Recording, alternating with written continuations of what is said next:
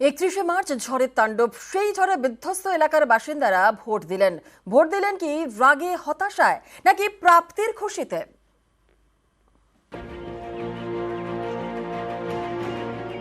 31শে March ভয়ঙ্কর ঝড় হয় উত্তরবঙ্গের 3 জেলা জলপাইগুড়ি, আলিপুরদুয়ার এবং কোচবিহারে। 4-5 মিনিটের ঝড়ে তছনছ হয়ে যায় এই 3 জেলার বিস্তীর্ণ এলাকা। উত্তরের এই 3 জেলাতেই ভোট হলো প্রথম দফায়। বাকি সব জায়গার মতোই শুক্রবার লাইনে দাঁড়িয়ে ভোট দিলেন ঝড়ে বিধ্বস্ত এলাকার বাসিন্দারাও। কি আশায় ভোট দিলেন? রাগের থেকে দিলেন? মানে আঘাত দিলাম কেন, আমি একটা আশা যদি আমি পাইনি, সেই আশায় আমি দিলাম। এই যে বাড়িটি দেখছেন, এই বাড়িতে থাকতো নিশা রায় ও তার পরিবার।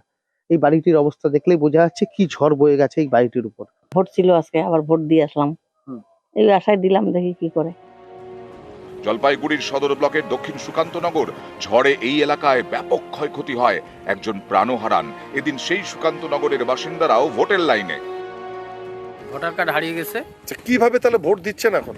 ভোট ওই স্লিপের মাধ্যমে ভোট শান্তিপূর্ণ দিচ্ছে, কিন্তু মনের মধ্যে একটা আঘাত আছে।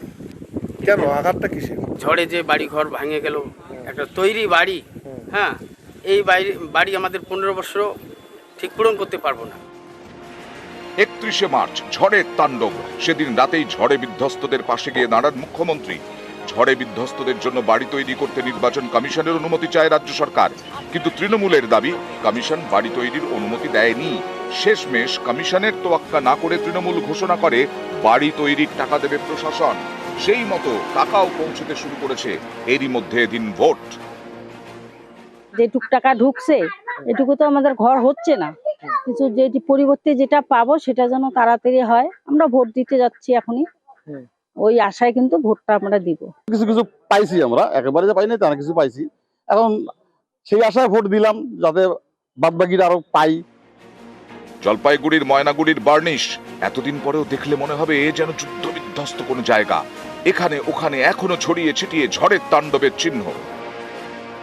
এক রাতের ঝড়ে যে ক্ষতি জলপাইগুড়ির ময়নাগুড়ি বিধানসভার অন্তর্গত বেশ কতকগুলি গ্রামে হয়েছিল, সেই ক্ষতি মিটিয়ে এখনো পর্যন্ত স্বাভাবিক ছন্দে গ্রামের বাসিন্দারা ফিরতে পারেননি। আমাদের দাবি আর কি থাকবে, যেহেতু বাড়িঘর একটা দুর্ঘটনায় ঘটনা হয়ে গেছে, এবার মাথা লুকানোর জন্য তো একটা জায়গা লাগবে, তো সেই পরিস্থিতিটা করে দিতে পারলে ভালো হয় খুব। যেই দল জিতুক না কেন, আপনাদের দাবি কি থাকবে? আমাদের দাবি কি থাকবে, আমি বাড়ি তো নেই, পাশের বাড়িতে আছি। বাড়ি তো একদম একটা ছাপড়া তুলে দিয়েছে, ওই ছাপড়াতে এরকম পেশেন্ট নিয়ে আমি থাকতে পারবো না, গরমের মধ্যে থাকাই যাচ্ছে না, ওই জন্য আমি বাসুরের বাড়িতে আছি। জলপাইগুড়ির পাশের জেলা আলিপুরদুয়ার, এখানেও অনেকে 31শে মার্চের ঝড়ে ক্ষতিগ্রস্ত হন। এদিন তাঁরাও রায় দিয়েছেন, কেউ আশায়, কেউ হতাশায়। এই যে সাহায্য যে করলো প্রশাসনের থেকে, এটা কি আপনার কোনো কাজে লেগেছে যে দিয়েছে? হ্যাঁ, লাগছে। আমরা গরিব মানুষ, সব আমার বলিতেও না, সবাই রে লাগছে, কিছু নয় কিছু লাগছে। নিউজ 18 বাংলা।